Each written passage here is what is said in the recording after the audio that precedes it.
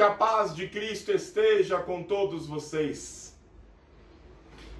Quero aqui, em mais uma feita, compartilhar a palavra de Deus aos seus corações. E a minha oração é que esta palavra encontre guarida, que esta palavra encontre ouvidos atentos para ouvir aquilo que é bom, para ouvir aquilo que é útil, para escutar a palavra de Deus. Prego não outra coisa, senão a palavra de Deus. Quero hoje falar de um assunto que queima o meu coração já há algumas semanas. No livro de Salmos, livro dos Salmos, número 1. Salmos é o inário de Israel. É como se fosse, para nós, da Assembleia de Deus, como eu sou, é como se fosse a harpa de Israel. Então é por isso que Salmos não tem capítulos, Salmos tem número. Você não fala, vamos cantar o capítulo 15 da harpa. Você diz, vamos cantar o número 15 da harpa. Por isso que Salmos também não tem capítulo. E eu gostaria de ler apenas o verso 1. O título diz assim: a felicidade dos justos e o castigo dos ímpios.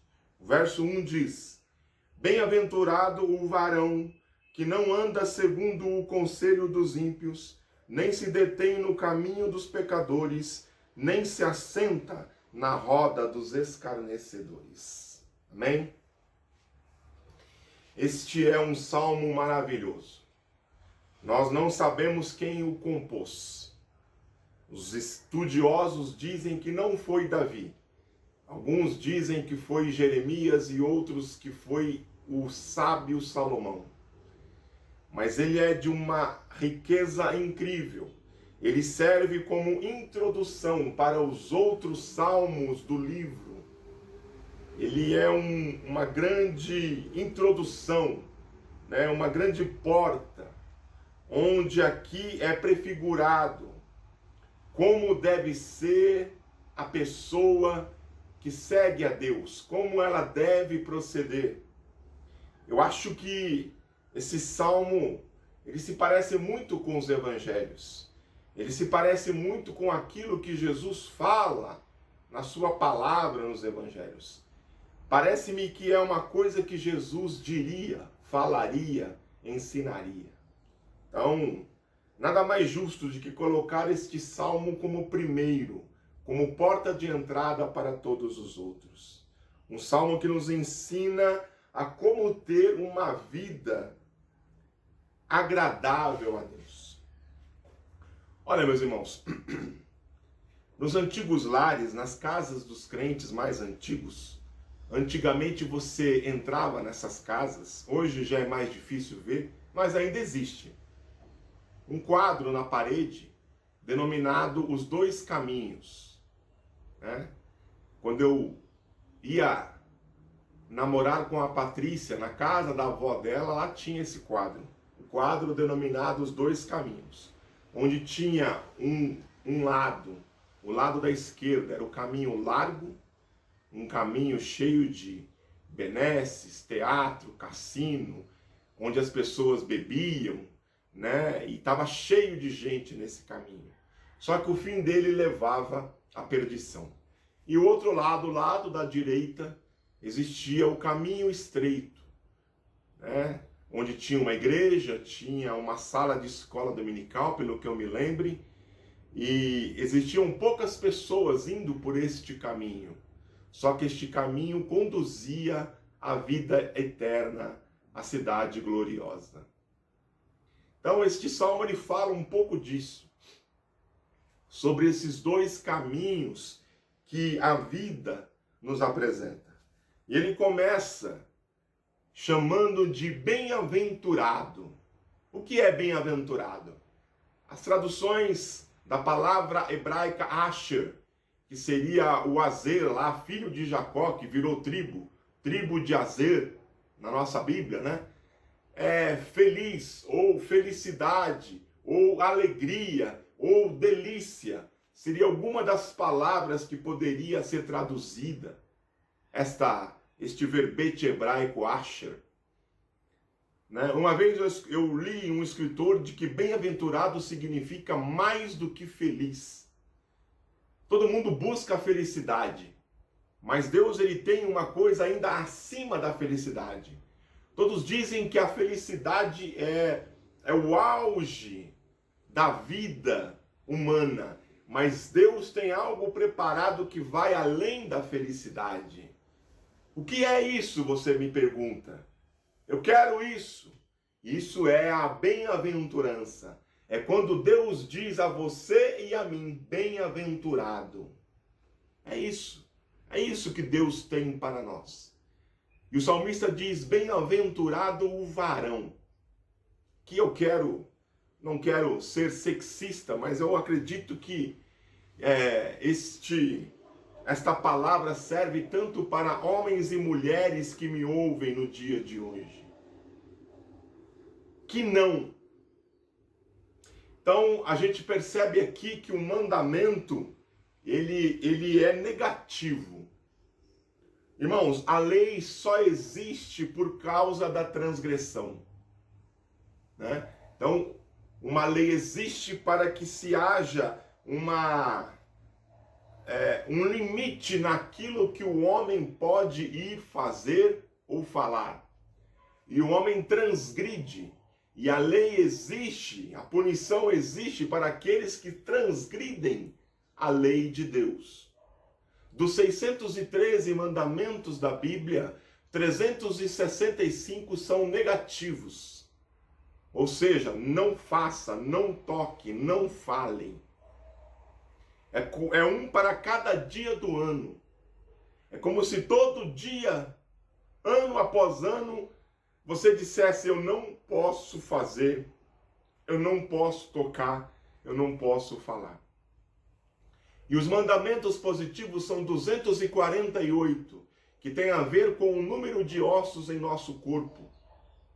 É como se cada osso do seu corpo, da sua estrutura, dissesse, vamos cumprir este preceito comigo? Foi assim que Deus dividiu a sua palavra e os seus mandamentos. E aqui nós temos 3 grandes lições para passar sobre esta tão amada bem-aventurança. A primeira dessas lições é: bem-aventurado o varão que não anda no conselho dos ímpios. Essa é a primeira delas.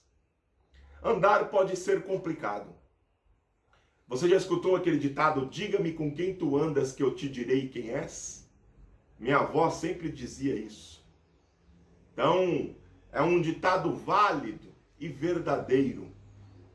Quando falamos de andar, falamos de companhia. Quando Deus chama Abraão, Deus diz a Abraão assim, ó, eu quero que você deixe a casa do seu pai, saia do meio da sua parentela e vá para a terra que eu te mostrarei. O que Deus está dizendo a Abraão é o seguinte, eu quero que você ande comigo. Eu quero que você seja a minha companhia. Porque, como diz a Bíblia, andarão 2 juntos se não estiverem de acordo. Então, Deus convida a Abraão a andar com ele, para que se conheçam melhor.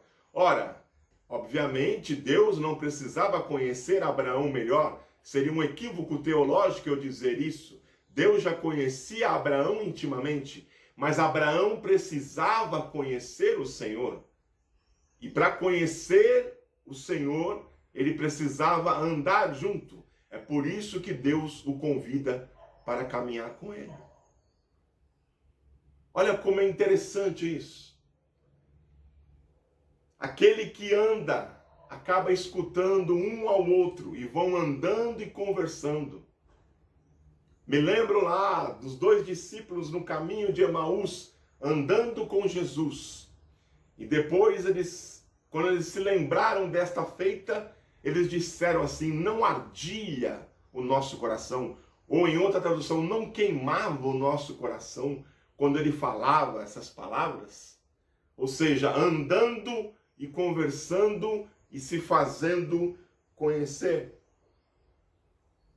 Eu não sei se você sabe, mas se você, por exemplo, tiver um amigo e este amigo for um traficante, e mesmo que você não seja envolvido com o mundo das drogas, e se a polícia parar vocês e descobrir que o seu amigo tem 1 quilo de cocaína com ele, você vai preso com ele como cúmplice.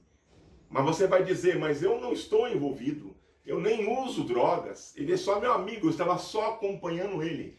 Para a polícia, eles não querem saber. Para a lei, você é cúmplice do tráfico de drogas. E você vai ser preso juntamente com ele. De andar com ele, você já vai estar envolvido com ele. É isso que o salmista está dizendo aqui. Não ande no conselho dos ímpios. Não caminhe junto. Porque o caminhar junto vai fazer você ouvir coisas, os conselhos de gente ímpia, de gente que não é amiga de Deus, de gente que não tem compromisso com Deus. É interessante que a Bíblia diz que a fé vem pelo ouvir. É pelo ouvir, é pela audição. O nosso Deus, ele não é um Deus visível, ele é um Deus audível. A sua voz é ouvida. A sua voz foi ouvida lá no Monte Horebe. A Bíblia diz depois que não houve semelhança a ser vista naquele dia. Eles não viram semelhança de nada, mas eles ouviram a sua voz. A voz de Deus lá no Monte Horebe, no deserto, ela foi ouvida. Com Jesus é a mesma coisa. Quando João começa o seu evangelho, ele começa dizendo, no princípio era o verbo. O que é verbo? É aquilo que foi escrito, é aquilo que foi proferido, é aquilo que foi dito, é a mensagem de Deus. Que é quem? Que é Jesus.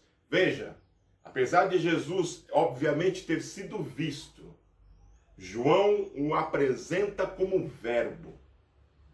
E eu vejo isso até mesmo no Espírito Santo.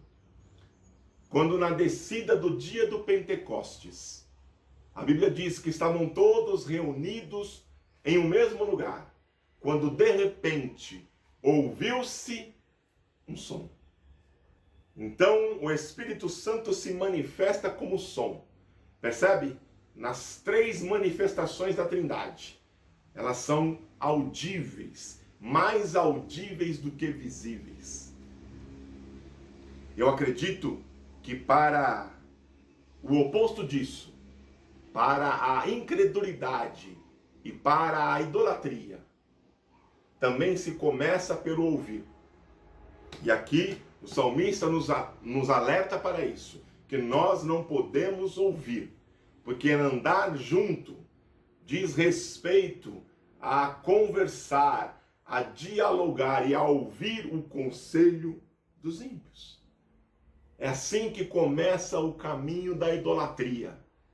É assim que começa o caminho da incredulidade.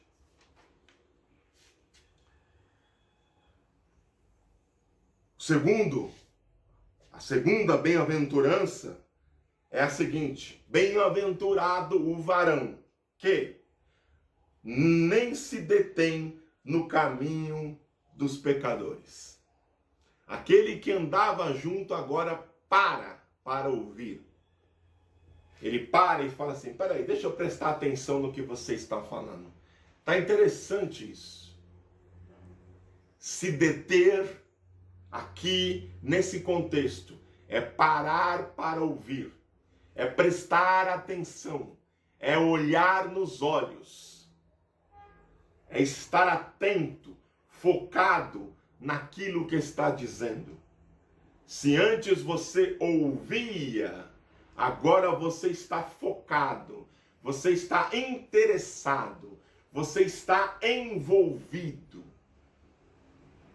Perceba, meus irmãos, que é uma é uma progressão ou uma regressão, já que está indo para baixo e não para cima. Perceba que o caminho aqui já não é mais seu. O caminho é dos pecadores. Você já foi desencaminhado. Você já pegou um atalho. Você já não está no caminho que Deus quer que você esteja. Você já se desviou dele. E isso é muito triste, porque você já começou a se desviar. O caminho já não é mais seu. Você já pegou um atalho. Se deter significa imitar o comportamento. Você deixa de imitar a Deus para imitar aquilo que a maioria está fazendo. E isso é um grande perigo, porque eu não posso dizer que isso é uma regra, mas na maioria das vezes, na maior parte das vezes, vamos assim dizer, a maioria está errada. A maioria está errada. Eu fico vendo essas celebridades no meio do mundo gospel. Também, volto a dizer, não é uma regra, mas algumas dessas celebridades, quando vão dar uma entrevista, quando vão participar de um programa televisivo, e elas ficam muito preocupadas em não chocar a maioria, em não dizer algo contra aquilo que a maioria acredita. O discurso delas é sempre água com açúcar. O discurso delas é sempre muito doce para com todos. E são poucos aqueles que se posicionam dizendo pecado é pecado. São poucos aqueles que se posicionam dizendo que para agradar a Deus é preciso muitas vezes desagradar o mundo. São poucas. Por quê? Porque elas estão interessadas em não chocar a maioria. Porque elas estão detidas no caminho dos pecadores. Para não chocar, elas mantêm uma posição de água com açúcar. E para terminar, o salmista ele diz que bem-aventurado o varão que nem se assenta na roda dos escarnecedores. Esse é o último dos estágios. O último. Aquele que começou andando, depois parou para prestar atenção e agora se assenta. E agora participa de uma refeição. E agora está sentado em volta de uma fogueira. Agora essa pessoa já faz parte da turma, já faz parte do bando, já faz parte do grupo. É uma evolução ou uma involução. São degraus que caminham para baixo. É um caminho que nos afasta de Deus. Você começa ouvindo um conselho. Você se detém para prestar atenção, para focar naquilo que está sendo dito. E agora você está sentado. E agora você faz parte de um escárnio. Escarnecedor é aquele que zomba, que deturpa, que faz chacota. De quê?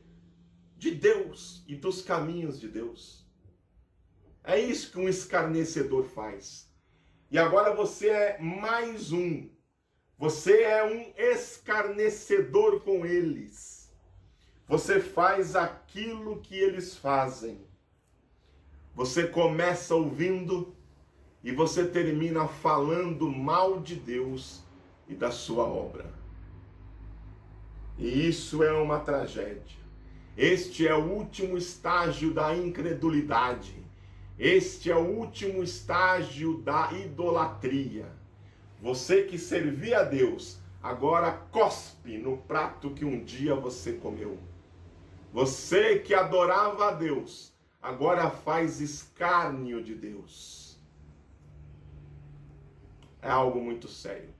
Se você está, de uma certa forma, envolvido neste caminho, envolvida neste caminho, não importa o estágio, a minha oração para você é: volte, pare de andar por este caminho, pare de se deter por este caminho, pare de estar assentado ou assentada neste caminho e volte para o Senhor. Porque quem zomba coloca o objeto que de zombaria abaixo de você. Você se coloca acima do objeto de zombaria. Isso quer dizer que você se coloca acima de Deus. Eu poderia dizer que você ganhou um amigo, mas eu não vou dizer isso. Eu vou dizer que alguém ganhou um adepto. Alguém ganhou um seguidor. E você ganhou um novo ídolo. O seu ídolo se chama diabo. É o diabo que é o seu ídolo. E ele ganhou mais um adepto e um seguidor, que é você. Porque ele faz isso desde o princípio. Ele escarnece das coisas de Deus. E ele conseguiu te levar para o caminho dele. A Bíblia diz, Jesus diz que ele é o pai da mentira. Porque ele mente desde o princípio. Desde lá do jardim do Éden com os nossos pais Adão e Eva. Ele vem mentindo e engrossando as fileiras daqueles que zombam e escarnecem de Deus. Para aqueles que andam, se detêm e se assentam para zombar de Deus. No caminho dos perversos. Qual é o antídoto para tudo isso? Você me perguntaria. O antídoto está no mesmo salmo que nós lemos. Eu só li um verso. Só expliquei um verso. Mas se você continuar, você vai ver o que o salmista diz sobre o caminho que nós devemos seguir. É aquele que tem o seu prazer, a sua alegria, o seu regozijo na lei do Senhor, na palavra de Deus. É a palavra de Deus que nos mostra o caminho que nós devemos seguir. É a palavra de Deus que nos ensina o que é certo e o que é errado.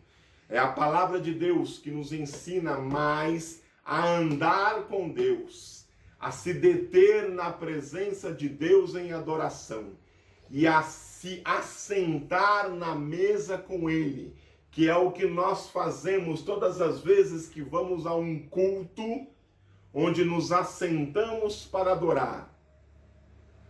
É isso que nós fazemos. O nosso prazer está na lei do Senhor, está na palavra de Deus.